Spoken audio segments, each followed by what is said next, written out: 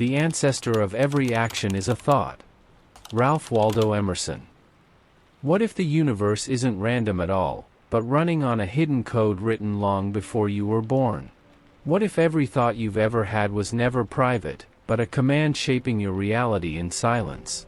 For centuries, this knowledge was buried, whispered only in temples, until the Kybalion revealed the 7 forbidden laws of creation. Stay with me, because once you hear them, you'll never see your life as ordinary again.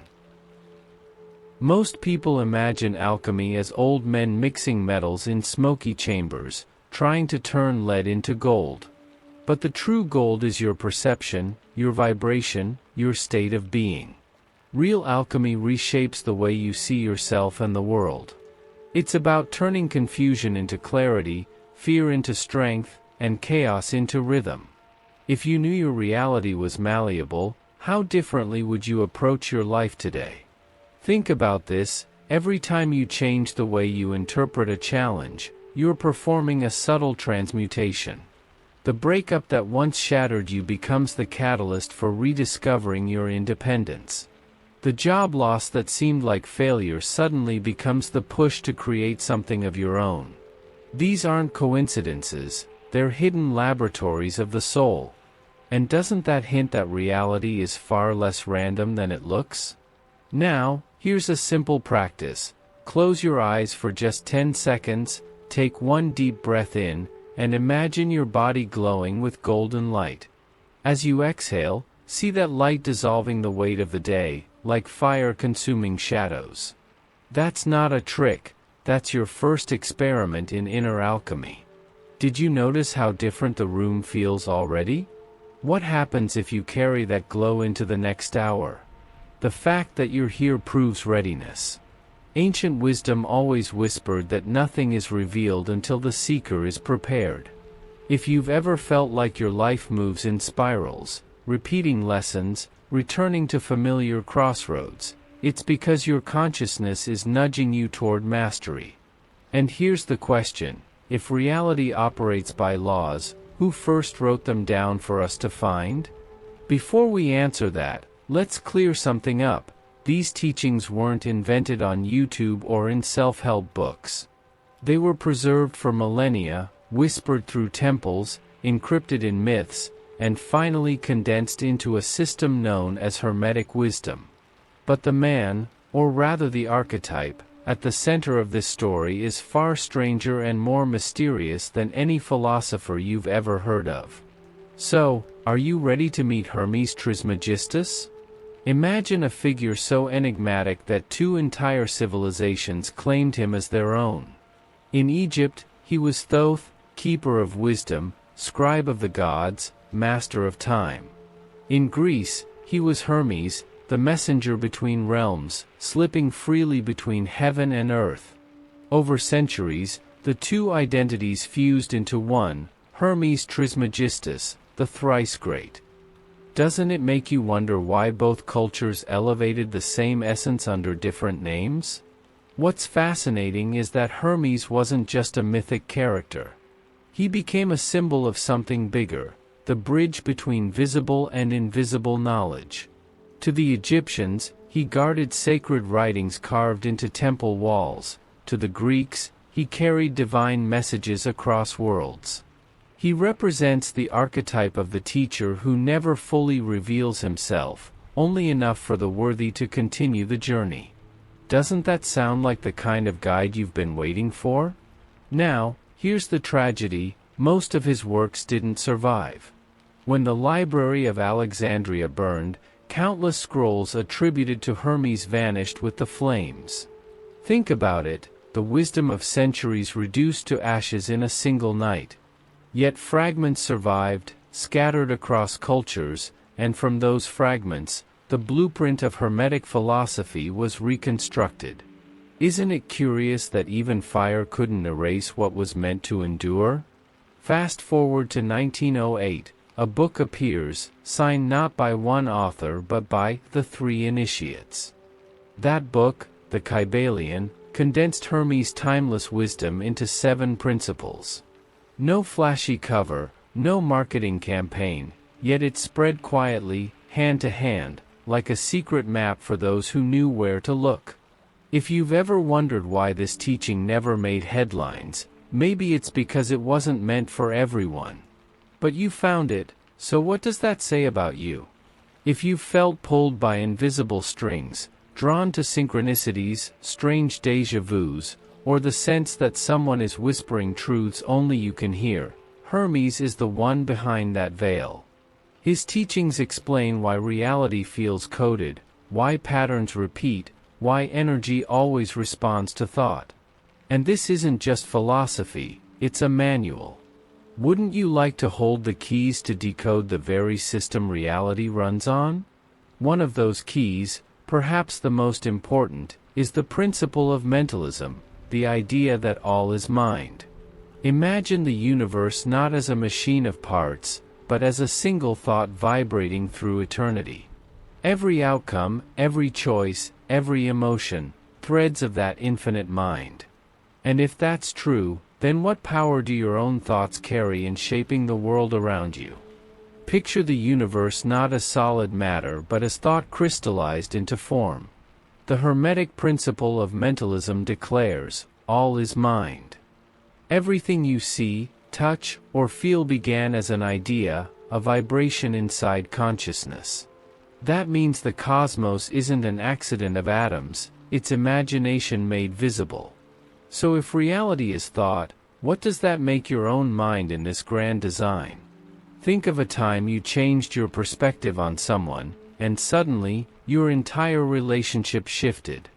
Same person, same setting, yet your new lens transformed the experience. That's mentalism in practice. The world mirrors the theater of your mind. It's the same reason two people can walk the same path. One sees obstacles, the other opportunities. Which one are you training yourself to become? Modern science even flirts with this principle. The quantum observer effect shows that observation itself alters reality. Ancient wisdom said the same, but with poetic precision, the mind is the seed of eternity, the brush painting galaxies. When you grasp this, you stop treating thoughts as noise and start seeing them as commands written into the code of existence. Doesn't that raise the stakes of what you allow yourself to think?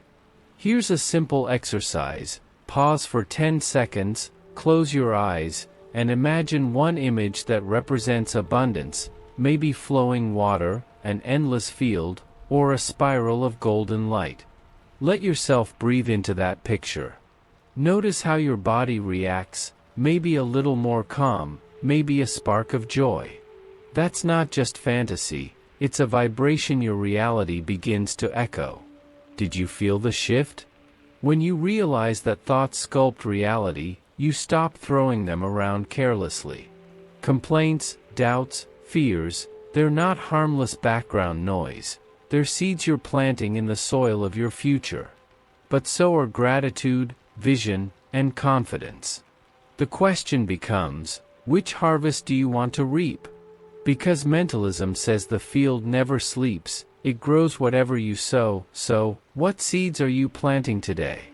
And yet, mentalism doesn't work in isolation. It ties to another law that explains why your seeds bloom the way they do, the law of cause and effect. Nothing sprouts without a reason, nothing appears without a root. So, if every thought is a seed, how do we understand the garden of results that grows from them? Nothing in your life happens by accident. The Hermetic Principle of cause and effect insists that chance is just a name we give to laws we don't yet understand. Every smile you receive, every delay, every breakthrough, it all comes from roots planted long before. Like ripples on water, today's reality is simply yesterday's vibration made visible. So, what hidden causes are shaping your present moment? Think of a young man who complains about constant failure. He says he plants, but nothing grows. Then a wise gardener points to the soil. The seeds are buried, yes, but storms came, seasons shifted, and time is still working beneath the surface. The lesson? Patience. What looks like emptiness is often just growth in disguise. Can you imagine how your life might change if you trusted that your seeds are already sprouting? This law is often misunderstood as punishment, karma painted in fear. But karma is not a cosmic police officer, it's simply the echo of your own actions. Speak kindness, and kindness returns. Harbor resentment, and life reflects it back. You've probably seen this in your own relationships, how small gestures plant roots that later grow into unexpected harvests. Haven't you felt those echoes before? Here's a practice you can try today. Take a single action with clear intention, like writing a message of gratitude to someone you haven't spoken to in months. Then, just watch. You'll see ripples form, maybe not instantly, maybe not how you expect, but they will move through the unseen fabric of your reality. That's cause and effect at play. What effect might you set in motion before this day ends? The beauty of this law is its empowerment. If every effect has a cause, you are never powerless, you can choose new causes. Habits, words, emotions, they're the levers by which you steer destiny. Even small choices, like swapping 5 minutes of scrolling for 5 minutes of silence, alter the chain of outcomes. The only question is, are you choosing your causes consciously, or letting them choose you? And yet, even when you choose, life doesn't move in a straight line. There's a rhythm beneath it, a pendulum that swings highs and lows, day and night, joy and sorrow. Understanding this rhythm is the next great key. Because once you see the cycles, you stop fighting them, and that changes everything. Are you ready to feel the pulse of the universe? Life is a pendulum, and you've felt it swing. 1 week everything flows, you feel magnetic, inspired, unstoppable. Then suddenly, energy dips, doubts surface, doors close. Most people panic, thinking they've lost progress. But the principle of rhythm says otherwise. Highs and lows are not failures, they're phases. Just like the tide, your life breathes in and out. Have you noticed that pattern in your own journey? Plato once described it as a spiral of consciousness. Imagine climbing a spiral staircase. You circle back to familiar points, but from a higher perspective each time. That means when an old wound or challenge reappears, it's not punishment, it's graduation. You're being asked to see it differently, to rise above what once trapped you. Doesn't that shift how you see your so-called setbacks? Think of nature. Seasons change, rivers rise and fall, the moon waxes and wanes. You don't curse the winter for being cold, you prepare for it, knowing spring will come. But in life, when winters of the soul arrive, we resist, fear, or label them as failure. Rhythm invites us to see them as fertile ground. What if your lowest point right now is just the soil of your next bloom? Here's a practice. When you feel you're in a low phase, don't fight it. Pause for 10 seconds, breathe slowly, and visualize yourself resting on a quiet shore while the tide is out. Tell yourself, this is not the end, it's the turning. That simple reframe allows peace to replace panic. Can you sense the relief of knowing that even the darkest night is already leaning toward dawn? When you align with rhythm, you stop wasting energy in resistance. You ride the wave, resting when it retreats, moving forward when it rises. Surfers know this well. They don't command the ocean, they learn its timing. You're no different. By honoring cycles, you become more efficient, less anxious, and far more resilient. Isn't that the kind of flow you've been craving? But there's another hidden layer. If cycles are real, then opposites are connected. Hot and cold, fear and love, joy and grief, they're not enemies, they're points on the same spectrum. And once you see that polarity, you can learn not just to endure rhythm, but to alchemize vibration itself.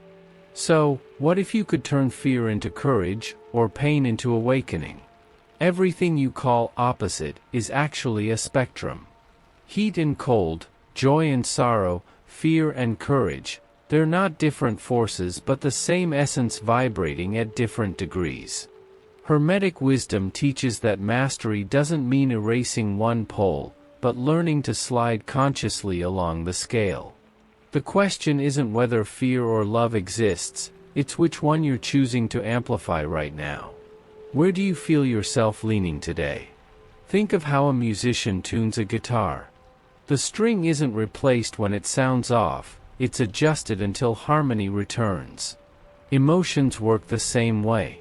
Anger, for example, isn't destroyed, it's shifted into clarity and decisive action. Fear can be tuned into alertness. Pain can become a signal of awakening. The instrument is your vibration. Are you tuning it, or letting the noise play you? Here's a micro practice. Close your eyes for 10 seconds and imagine holding a dial in your hand. On one side of the dial, there's fear, on the other, courage. Slowly picture yourself turning it toward courage, feeling your breath steady and your chest expand.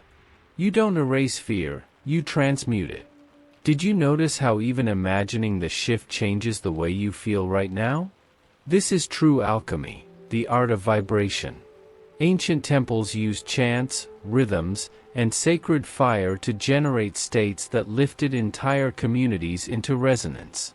You may not be standing in a temple, but you can use the same principle today. Music, breathwork, movement, all are modern rituals to adjust frequency. Haven't you felt how a single song can pull you out of despair into hope within minutes? Polarity also explains why struggles are often disguised gifts. Without knowing fear, how would you recognize courage? Without sorrow, would joy shine so bright? Opposites aren't punishments, they're the training grounds of mastery. And once you stop labeling them as enemies, you begin to wield them as tools. So, which of your negative states might actually be raw material waiting to be transformed? And here's where it gets even deeper. As you learn to transmute vibration, your sense of purpose itself begins to evolve. What once mattered might lose its grip, while new desires ignite. Purpose, too, follows this spiral of polarity, shifting, refining, expanding as your awareness grows. So, how do you know when it's time to let go of an old dream and embrace the next? Purpose isn't a single finish line, it's a spiral path that keeps unfolding. What once felt like your ultimate mission may, after a few years, feel too small, too tight, like a shell you've outgrown. And that's not failure, it's evolution. Every dream you've chased, even the ones that didn't last, had a role in moving you forward. Can you see how even abandoned goals prepared you for where you stand today? Imagine a child who treasures a marble, carrying it everywhere as if it were the world itself. Later, the same child discovers the vastness of the ocean and realizes the marble was only a fragment of the whole. Life works the same way, each stage reveals a bigger horizon. What you hold today may look tiny tomorrow, but without it, you'd never have seen the sea. What marbles have you already released? Purpose is like breathing, it contracts and expands. There are seasons when you chase big visions, and seasons when you're called to rest, reflect, and plant new seeds. Both matter. The contraction gives meaning to expansion, just as silence gives depth to music. So instead of fearing the quiet phases, could you start honoring them as the rhythm of your evolution? Here's a practice. Take a piece of paper and draw a spiral. In the center, write your earliest dream you can remember, something from childhood. On the next ring, write the goals you held in adolescence. Keep circling outward until you reach today. Then pause and notice the pattern. Each goal wasn't an end, but a stepping stone. Doesn't that reveal how purpose itself is alive, breathing with you? When you shift perspective like this, the guilt of quitting disappears. You realize that moving on from a job, a project, or even a relationship isn't betrayal, it's growth. Every step belongs to the spiral. And when you stop clinging, life has space to hand you new invitations. Which old purpose in your life might have already fulfilled its role, freeing space for the next? And yet, purpose doesn't evolve in isolation, it's shaped by universal patterns. The Hermetic laws are not separate lessons, they weave into one fabric. Mentalism, correspondence, vibration, polarity, rhythm, cause and effect, and gender, together, they form the source code of reality. But how do these 7 threads come together into one tapestry? Think of the 7 Hermetic Principles as threads of one immense tapestry. Pull on mentalism, and you'll find it woven tightly with vibration. Tug on rhythm, and you'll see it looping into polarity. They aren't separate doctrines but one living organism, laws that breathe together. Just as you can't separate sunlight from warmth, you can't isolate one principle without touching the rest. Doesn't that change how you see them? Consider how cause and effect blends into rhythm. Every cause sets off ripples, but those ripples move in cycles, returning like tides. Or how gender and mentalism interlace, the masculine drive to act with the feminine gift to imagine, both expressions of one mind. Suddenly, the laws stop being abstract, they become the code behind every experience you've ever had. Haven't you already felt that code running beneath your life? It's like music. A single note can be pure, but a song only emerges when all the notes align. The Hermetic laws are that song. Mentalism strikes the opening chord, vibration carries the melody, rhythm sets the beat, polarity brings tension, cause and effect provides harmony, gender adds texture, and correspondence ties the whole into resonance. And you're the instrument. Can you hear the music already playing in you? Here's a practice. Close your eyes and picture yourself standing in front of a massive tapestry, colors shifting like living fire. Each time you breathe, one thread glows brighter, mentalism with the inhale, correspondence with the exhale, vibration humming in your chest. Stay for 10 seconds, breathing as if you're part of the weave. Do you feel how the laws are not outside you but inside? The beauty of this unified view is clarity. Instead of chasing disconnected practices, you begin to see how meditation, journaling, action, even setbacks, all feed the same current. You stop treating spirituality as separate from daily life, it's all one continuum. That's why Hermeticism never died, only disguised itself in symbols across cultures. If it's all one tapestry, how would your choices change tomorrow morning? But knowing the laws isn't enough. Wisdom isn't memorizing theory, it's living in alignment. A swimmer doesn't control the ocean, but by understanding the current, they ride it with ease. The same is true here. The next question is, how do we stop resisting the laws and instead let them carry us forward? Imagine 2 swimmers. One thrashes wildly, fighting the current, burning out before reaching the shore. The other studies the water, times the waves, and glides forward with half the effort. That's the difference between resisting universal laws and moving with them. The current is always stronger than the swimmer, so why fight it? Wouldn't it be wiser to let it carry you? Most people try to bend life to their will, demanding constant highs, instant results, and perfect conditions. But when the lows arrive, they panic, thinking something's wrong. Living with the laws reframes everything. Even the downturns are part of the rhythm, even setbacks are effects of prior causes. Suddenly, resistance dissolves, and flow replaces frustration. Haven't you noticed how peace arrives the moment you stop pushing against what is? Think of your own day. When you wake tired and push harder, the fatigue grows. When you pause to breathe, energy resets. That's alignment. Or when a conversation turns tense, if you resist, conflict explodes. If you listen, the polarity softens. The laws aren't abstract, they're woven into the small choices of daily life. Can you see how simple shifts ripple through everything you do? Here's a practice. Pause right now, close your eyes, and take 3 slow breaths. On the inhale, imagine drawing in the rhythm of the universe, like a wave rising beneath you. On the exhale, picture yourself flowing with that wave, not against it. After just 30 seconds, notice how your body relaxes. That's living with the laws in real time. Did you feel the shift? The beauty is that alignment makes life feel lighter. Instead of seeing obstacles as walls, you recognize them as part of the current guiding you toward another path. Opportunities no longer seem random, they're effects of unseen causes, meeting you at the right rhythm. Life becomes less about control, more about cooperation. Isn't that a more sustainable way to move through existence? And yet, philosophy means little without practice. Knowing that all is mind, or that everything vibrates, is one thing. Applying it daily is another.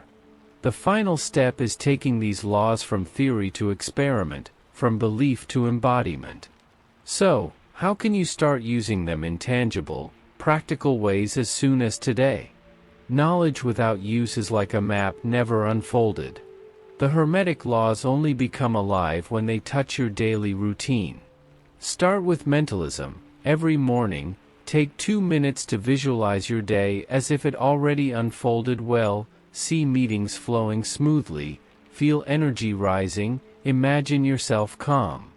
That tiny shift plants the seed of harmony. What kind of harvest could grow from that? Correspondence reminds you that your outer world reflects your inner.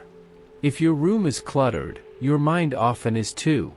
Take an hour to clear a desk, organize your digital files, or tidy a corner of your home. The clarity you create outside will echo inside. Haven't you felt how a clean space makes decisions sharper and emotions calmer? Vibration is a daily choice. Journal 3 gratitudes before bed, step into nature, or let music lift you when you're low. Notice how quickly your frequency changes. Instead of waiting for big miracles, treat every breath, every song, every laugh as vibrational medicine. Doesn't it feel empowering to know you already carry tools to tune yourself? Polarity can be applied by catching emotions in the moment.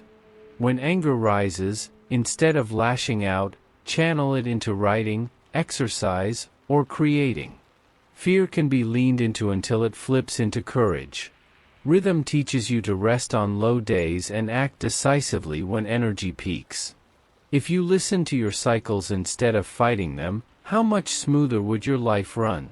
Cause and effect reveals the power of micro-habits.